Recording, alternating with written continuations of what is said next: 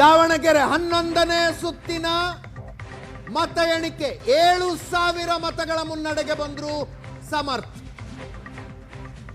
7,916 ಮತಗಳ ಮುನ್ನಡೆ.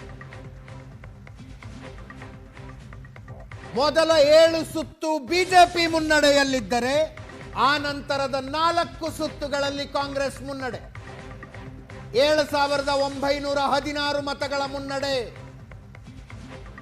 ಬಿಜೆಪಿಯ ಶ್ರೀನಿವಾಸ್ ದಾಸ್ ಕರಿಯಪ್ಪ ವಿರುದ್ಧ.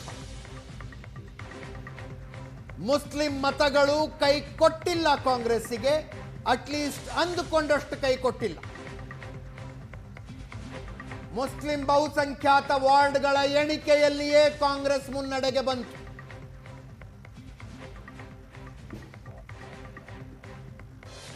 ದಾವಣಗೆರೆಯಲ್ಲಿ 7,916 ಮತಗಳ ಮುನ್ನಡೆ ಶಾಮ್ನೂರ್ ಸಮರ್ಥ್ಗೆ.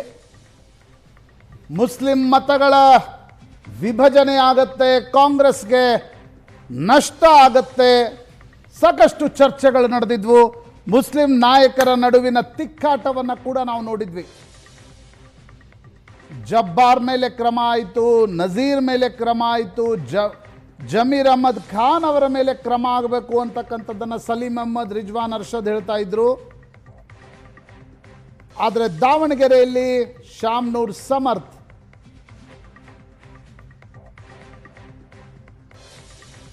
7,916 ಮತಗಳ ಮುನ್ನಡೆಯನ್ನು ಕಾಯ್ದುಕೊಂಡಿದ್ದಾರೆ. ಮೊದಲ 7 ಸುತ್ತಿನಲ್ಲಿ ಶಾಮ್ನೂರ್ ಸಮರ್ಥ್ ಹಿನ್ನಡೆಯನ್ನು ಅನುಭವಿಸ್ತಾ ಇದ್ರು. ಬಾಗಲಕೋಟೆಯಲ್ಲಿ ಉಮೇಶ್ ಮೇಟಿ ಗೆಲುವು. 3 ಸುತ್ತು ಮತಗಳ ಎಣಿಕೆ ಬಾಕಿ ಇದೆ. ಆದರೆ ಅವರ ಮತಗಳ ಅಂತರವನ್ನು ನೋಡಿದಾಗ 3 ಸುತ್ತುಗಳ ಮತ ಎಣಿಕೆಯ ನಂತರವೂ ಕೂಡ ಉಮೇಶ್ ಮೇಟಿ ಮುನ್ನಡೆಯಲ್ಲಿರಲಿದ್ದಾರೆ. ದಾವಣಗೆರೆಯಲ್ಲಿ ಕೈ ಪಕ್ಷಕ್ಕೆ ಭಾರಿ ಮುನ್ನಡೆ. 16,471 ಬಾಗಲಕೋಟೆಯಲ್ಲಿ. ಆದರೆ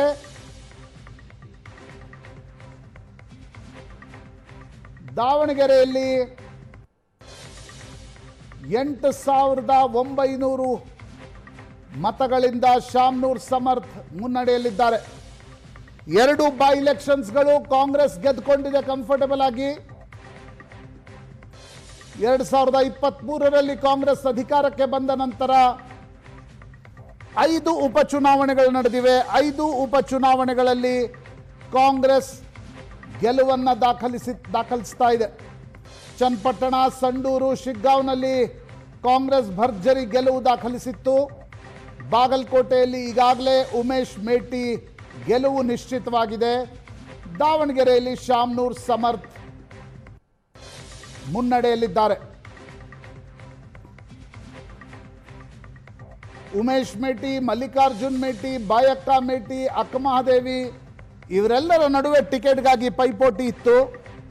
ಮುಖ್ಯಮಂತ್ರಿ ಸಿದ್ದರಾಮಯ್ಯನವರು 4 ಕರೆಸಿ ಉಮೇಶ್ ಮೇಟಿಯನ್ನು ಕ್ಯಾಂಡಿಡೇಟ್ ಅಂತ ಘೋಷಣೆ ಮಾಡಿದ್ರು. ಉಮೇಶ್ ಮೇಟಿ 16,471 ಮತಗಳ ಮುನ್ನಡೆಯನ್ನು 20ನೇ ಸುತ್ತಿನ ನಂತರವೂ ಕಾಯ್ದುಕೊಂಡಿದ್ದಾರೆ. ಗೆಲುವು ನಿಶ್ಚಿತ ಉಮೇಶ್ ಮೇಟಿ.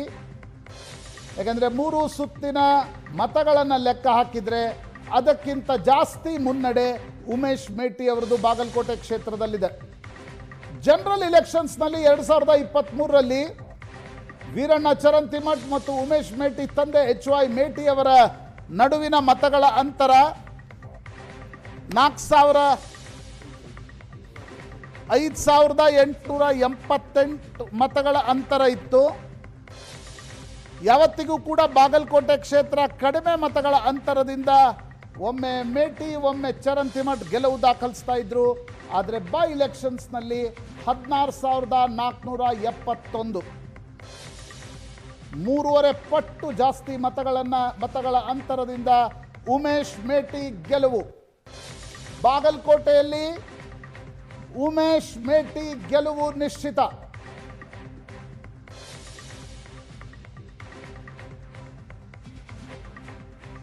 ವೀರಣ್ಣ ಚರಂತಿಮಠ್ ಸೋಲು. ವೀರಣ್ಣ ಚರಂತಿಮಠ್ ಕೊನೆಯ ದಿನಗಳಲ್ಲಿ ಬಸನಗೌಡ ಪಾಟೀಲ್ ಯತ್ನಾಳ್ರನ್ನ ಕೂಡ ಚುನಾವಣಾ ಪ್ರಚಾರಕ್ಕೆ ಕರೆದುಕೊಂಡು ಬಂದಿದ್ರು. ಆದರೆ ವೀರಣ್ಣ ಚರಂತಿಮಠ್ಗೆ ಯಾವುದೇ ಲಾಭ ಆದಂತೆ ಕಾಣ್ತಾ ಇಲ್ಲ. ಒಂದು ದೊಡ್ಡ ಸೋಲು ವೀರಣ್ಣ ಚರಂತಿಮಠ್ರಿಗೆ 3 ವರ್ಷಗಳ ಅಂತರದಲ್ಲಿ ಮತ್ತೊಮ್ಮೆ ಆಗಿದೆ. ಮೇಟಿ ಪುತ್ರನಿಗೆ ಒಲಿದ ವಿಜಯಮಾಲೆ, ವಿಜಯೋತ್ಸವದ ದೃಶ್ಯಗಳನ್ನು ನಾವು ನೋಡ್ತಾ ಇದ್ದೀವಿ. ಬಾಗಲಕೋಟೆಯಲ್ಲಿ ಕಾಂಗ್ರೆಸ್ನ ಕಾರ್ಯಕರ್ತರು ಪಟಾಕಿ ಹಚ್ಚಿ ಗುಲಾಲು ಎರಚುತ್ತಾ ಸಂಭ್ರಮಿಸ್ತಾ ಇದ್ದಾರೆ. Why not? ಸ್ವತಃ ಮುಖ್ಯಮಂತ್ರಿ ಸಿದ್ದರಾಮಯ್ಯನವರು ಬಾಗಲಕೋಟೆಯಲ್ಲಿ ಹೋಗಿ ಠಿಕಾಣಿ ಹೂಡಿದ್ರು. ಅತ್ಯಂತ ಪ್ರತಿಷ್ಠೆಯ ಕ್ಷೇತ್ರ. ಸತೀಶ್ ಜಾರಕಿಹೊಳಿ ಈ ಕ್ಷೇತ್ರದ ಉಸ್ತುವಾರಿಯನ್ನು ವಹಿಸಿಕೊಂಡಿದ್ರು.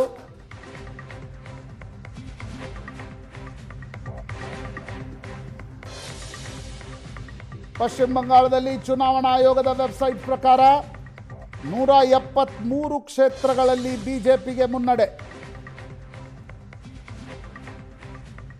ಕೆಲವು ರಾಷ್ಟ್ರೀಯ ಚಾನೆಲ್ಗಳು 198 ಅಂತ ಇವೆ, ಟಿಎಂಸಿ 91, ಬಿಜೆಪಿ +121, ಟಿಎಂಸಿ -123.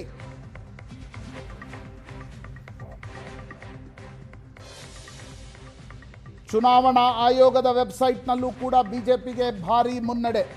ಪಶ್ಚಿಮ ಬಂಗಾಳ 2014ರ ನಂತರ ಹರಿಯಾಣ, ಅಸ್ಸಾಂ, ಮಹಾರಾಷ್ಟ್ರದಲ್ಲಿ ಭರ್ಜರಿ ಗೆಲುವನ್ನು ದಾಖಲಿಸಿದ ನಂತರ, ಯಾಕಂದರೆ ಇವು ಹೊಸ ರಾಜ್ಯಗಳು, ಇಲ್ಲಿ ಬಿಜೆಪಿ ಏಕಾಂಗಿಯಾಗಿ ಅಧಿಕಾರ ಹಿಡಿಯುವಲ್ಲಿ ಯಶ ಕಂಡಿರಲಿಲ್ಲ. ಆದರೆ ನರೇಂದ್ರ ಮೋದಿ ದೆಹಲಿಗೆ ಬಂದ ನಂತರ ಹರಿಯಾಣ, ಅಸ್ಸಾಂ, ಉತ್ತರ ಪ್ರದೇಶ್ ಈ ಗೆಲುವನ್ನು ಕಂಡ ನಂತರ ಪಶ್ಚಿಮ ಬಂಗಾಳ ಒಂದು ಹೊಸ ರಾಜ್ಯವಾಗಿ ಬಿಜೆಪಿ ತೆಕ್ಕೆಗೆ ಬರ್ತಾ ಇದೆ. ಮಮತಾ ಬ್ಯಾನರ್ಜಿಯವರ 15 ವರ್ಷಗಳ ಆಡಳಿತ ಅಂತ್ಯವಾಗ್ತಾ ಇದೆ.